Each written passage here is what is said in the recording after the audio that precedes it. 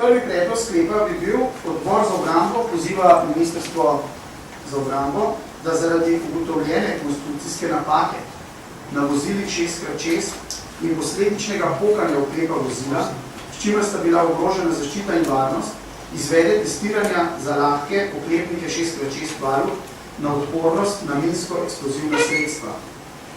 Testiranja naj opravi neodvisna tuja institucija po standardih, ki veljajo za taka testiranja. Testiranje naj ugotovi, ali je vozilo valut 6x6 v skladu s standardi varno za delovanje na območjih, kjer je nevarnost napada z okopanimi in nastavljenimi minsko-eksplozivnimi sredstvi.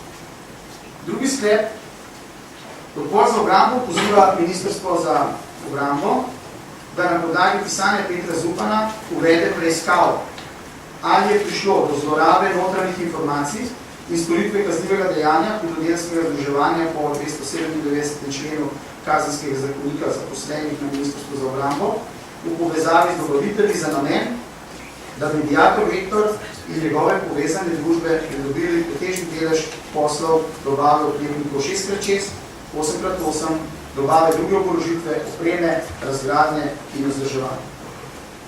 Tretji člen, tretji sklep, ki se glasil, odbor za obrambo predlaga, da se rokopis Petra Zupana pošlje Vrhovnemu državnemu tožilstvu s predlogom o preiskavi glede sumov kaznivih dejanj.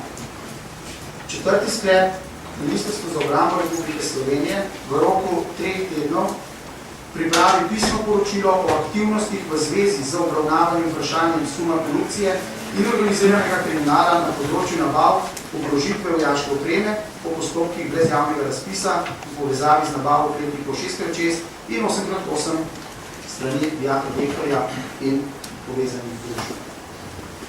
Toliko bi jaz v samem uvodnem delu.